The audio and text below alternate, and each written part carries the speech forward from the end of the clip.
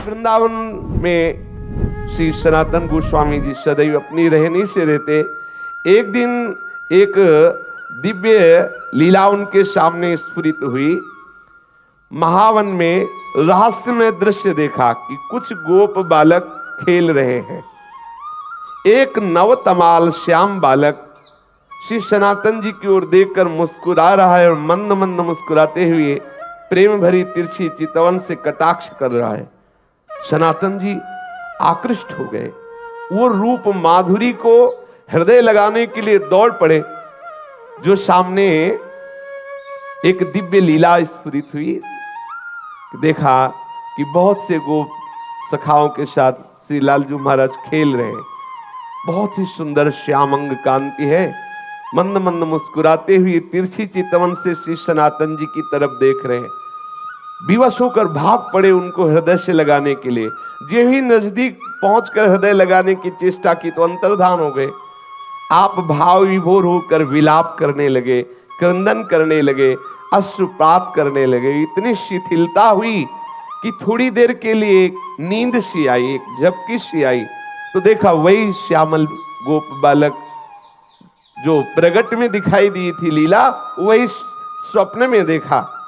और वो कह रहा है, तुम मुझसे मिलना चाहते हो? मैं मथुरा में श्री परशुराम जी चतुर्वेदी के घर में रह रहा हूं। अब तुम मुझको अपने साथ ले लो। वहां जाओ और वहां से मुझको अपने साथ ले लो। तत्काल ही सनातन जी की वो निद्रा टूटी। आप प्रातः काल होते ही मधुकरी के निमित्त श्री परशुराम जी चौबे के आवास स्थान पर पहुंचे। वहां आपको उस बालक का श्री ठाकुर श्री मदन मोहन के रूप में दर्शन हुआ। जब उस घर में पहुंचे तो सुंदर सिंहासन पे श्री मदन मोहन ठाकुर जी विराजमान थे। जे ही दृष्टि की तो वही बालक जो महावन में गोप सखाओं के साथ खेलते देखा, जो स्वप्न में आदेश देते देखा, वही देखा कि ठाकुर मदन मोहन जी के रूप में वो विराजमान है। ओहो, ये तो ठाकुर मदन मोहन जी हमारे साथ ऐसी लीला कर रहे थे। आप एकटक दर्शन करते हुए आसक्त चित्त हुए।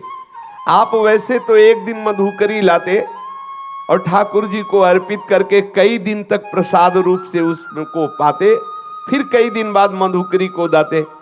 लेकिन मदन मोहन जी के दर्शन के लोभ से आप प्रतिदिन उसी घर में जाने लगे माधुकरी के लिए। और मदन मोहन जी के दर्शन करते और घंटों खड़े दर्शन करते हुए अश्रुपात करते रहते। एक दिन घर की वृद्धा माता ने देखा कि नेत्र में नेत्र मिलाए हुए ठाकुर के घंटों खड़े हैं, अश्रु प्रवाह हो रहा है। आपकी ऐसी प्रेममयी दशा देख के, बाबा इनको देख रहे हो? बाबा इनको मत देखो, ये सर्वनाश कर देते हैं। बहुत वैसे ठाकुर हैं। उस मैया ने कहा।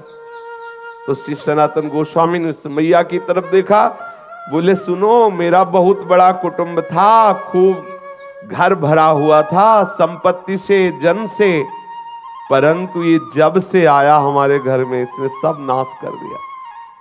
मेरा परिवार मिट गया, मेरी सब संपत्ति चली गई, केवल मैं अकेली रह गई।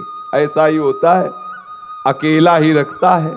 इसीलिए कल की चर्चा में था, पूज्यपाद श्री रूप गोस्वामी जी कहते हैं कि अगर अपने परिवार से मोह ममता हो तो श्री राधा गोविंद देव जी से